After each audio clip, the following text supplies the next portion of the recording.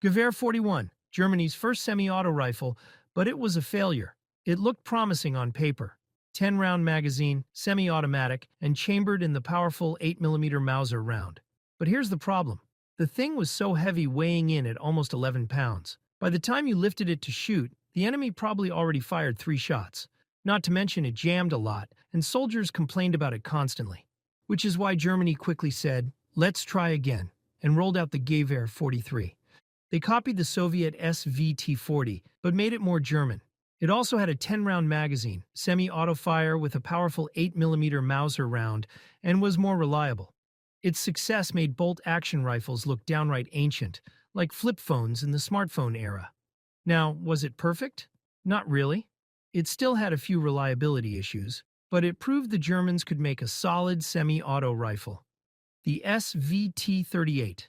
Designed in 1938 by Fedor Tokarev, it was meant to be a modern, semi-automatic rifle that could outclass the old Mosin-Nagant bolt-action. On paper, it was a dream. Accurate, fast-firing, and a 7.62R round with a 10-round magazine. Then came its first real test in the Winter War of 1939, when Soviets invaded Finland. The brutal cold, deep snow, and mud quickly revealed the SVT-38's flaws. Its gas port was prone to fouling. The magazine would sometimes fall out during use, and many soldiers found it difficult to maintain. As a result, production of the SVT-38 was terminated, and its design was refined to create the improved SVT-40. When Germany invaded the Soviets in 1941, thousands of SVT-40s were rushed into service. Elite units and Navy infantry received it first, and its fire rate shocked many German soldiers used to slower bolt-action rifles. But the reality of war soon revealed its flaws. The rifle performed superbly in the hands of well-trained soldiers who understood its maintenance, but in the hands of poorly trained troops it was prone to frequent jamming. By 1942, many troops switched back to the Mosin-Nagant, which could survive the harshest abuse. The Johnson M1941 rifle. The rifle that competed with the M1 Garand for the U.S. military adoption, but finally lost, mainly due to reliability concerns and production complexity. Designed by Melvin Johnson in 1939, it was semi-automatic, fired the .30-06 round, and had a 10-round rotary magazine that could be topped off at any time.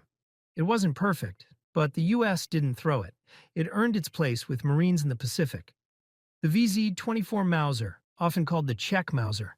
The Czechs had refined the famous German Mauser 98, improving its handling and craftsmanship to produce the VZ-24. Thanks to its reliability, accuracy, and easy handling, it didn't stay home for long. It spread everywhere. Germany, Slovakia, Bulgaria, Romania, and even several African armies adopted it. It basically became the Airbnb of rifles. Everyone borrowed it at some point. But its story took a sharp turn in 1939, when Germany occupied Czechoslovakia. Czech arms factories fell under German control. Instead of stopping production, the Germans kept the lines running, rebranding the VZ-24 as the Gewehr 24T. The FN Model 24 and Model 30. Built on the foundation of the German Mauser 98, these Belgian rifles were renowned for their reliability and craftsmanship. The Model 24 appeared first in the mid-1920s, followed by the Model 30, a slightly improved variant with updated sights, a longer barrel, and minor tweaks. These rifles weren't used by Belgium alone. They found their way across the world, from China and South America to Eastern Europe and Africa. But when Germany invaded Belgium in 1940, the story of the FN rifles took a darker turn. The FN Herstal factory was seized. Instead of shutting it down, the Germans did what they had done in Czechoslovakia.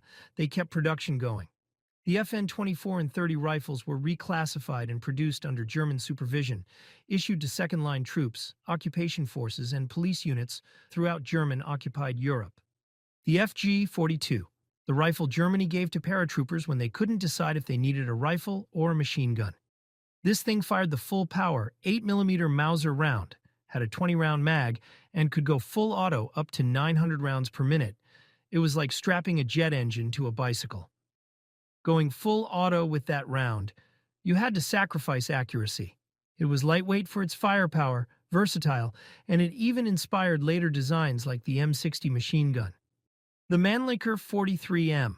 When Hungary joined Germany in the Axis alliance, logistics became a problem.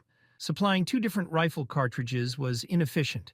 So Hungarian engineers reworked the design of the 35M rifle to chamber it with the German 8mm Mauser round. And that's how the Mannlicher 43M was born. It is often called the unsung warrior because it never really got its moment to shine. Production slowed as the war was turning against Hungary. So instead of dominating the battlefield, it mostly ended up as a collection. The Berthier rifle, originally designed in 1890, it was over 50 years old by the time World War II rolled around. It fired the 8mm Lebel round and had a 3-round mag clip, which was barely enough to say hello to the enemy before you had to reload. It wasn't exactly frontline standard by World War II. It was mostly used by second-line troops, colonial units, and anyone who got there late and took what's left. It had various versions, the Fusil Model 1902 and the Model 1907-15. The M1917 Enfield, an American modification of the British pattern 1914 Enfield. Originally made for World War I, it reappeared in World War II when America needed more rifles. It fired the same .30-06 round as the Garand, held 5 rounds, and was bolt action, which meant soldiers got plenty of time to admire the enemy while reloading. Reliable? Yes. Fast? Not really, but it did its job, especially in training, rear units, and whenever supply lines were running low. The Karabiner 88. First introduced way back in the 1880s, it was designed before the term World War even existed. Fast forward to World War II, and yes, some reserve and rear units were still using it. It fired an 8mm round, but it wasn't as powerful as the later Mauser designs. By World War II it was ancient, but still found its way into German hands.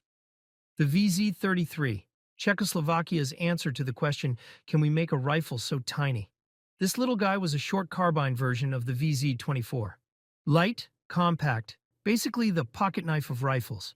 It fired the 8mm Mauser round, powerful enough to make enemies respect you, but small enough to make the rifle feel like a toy. Its pros: light, handy, and perfect for close-quarters combat. Cons: short barrel, meaning less range. In other words, great if your enemy is close enough to smell your boots. The Lee Enfield No. 1 Mark III, also known as the SMLE, it was the predecessor of the Lee Enfield No. 4 Mark I. Renowned for its speed, durability, and magazine capacity, it became famous through the British Army's Mad Minute drill. Well-trained soldiers could fire 15 to 20 aimed shots per minute, outpacing most other bolt-action rifles of the era. Its 10-round magazine held twice as many rounds as typical bolt-action rifles, and it consistently proved more dependable than enemy firearms, which is why it saw widespread use throughout World War II. The Arisaka Type 1, a weird collab edition between the Italians and Japanese. It was created when the Japanese Navy needed more rifles, but couldn't produce them on their own, so they contracted Italy to produce them. It fired the 6.5 Arisaka, just like the Japanese Type 38. But instead of Japan's Arisaka design, it borrowed heavily from Italy's Carcano rifle design. So imagine a rifle with Japanese taste and Italian style. What could go wrong? It wasn't terrible, but never really stood out. The Mosin-Nagant M44 carbine. After the Soviets built the M38, they realized it was missing their signature touch, a bayonet. So they introduced the M44, essentially same as the M38, but with a permanently attached folding bayonet, no more carrying one separately. The Ross rifle. Widely used during World War I, it was renowned for its exceptional accuracy thanks to its tight-fitting bolt and barrel. However, it gained a reputation for jamming in muddy or harsh conditions. By the outbreak of World War II, the Ross rifle was largely retired from frontline service and was replaced by the Lee Enfield No. 4 Mark I. Yet it wasn't completely forgotten. It was still used in training, reserve units, home defense, and sometimes converted into marksman or sniper rifles, taking advantage of their excellent accuracy. The ZH-29, first semi-auto rifle designed by Czechoslovakia. It was gas-operated and fired the 8mm Mauser with a 5-round magazine. It was renowned for its unique design features, an offset barrel and sights, giving it a bent appearance, and a tilting bolt mechanism. Because of these advanced features, the ZH-29 was complex and expensive to produce. And by the time World War II began, it had already been out of production, with only a few thousand units ever made. It saw limited use, mostly by German forces after occupying Czechoslovakia, while smaller numbers also found their way into the hands of Ethiopians and Chinese troops. The Type 44 carbine, Japan's idea of multitasking. It's a rifle with a built-in bayonet. Instead of carrying an extra blade, soldiers just flipped this one out like a big pocket knife. Practical? Yes. Safe? Probably not. It was made for cavalry troops because when you're riding a horse, what you really need is a rifle-spear combo to complete the look. It fired the 6.5 Arisaka, held 5 rounds, and was shorter, lighter, and much handier than other Japanese rifles. The Volkssturmgewehr. It was designed in 1944 for the German Volkssturm militia, using as few resources as possible. It fired the 8mm Mauser, had a 30-round magazine, and was used later in the war as an emergency rifle. It wasn't great nor terrible, just enough for a backup rifle. The Chiang Kai-shek rifle, also known as the Type 24.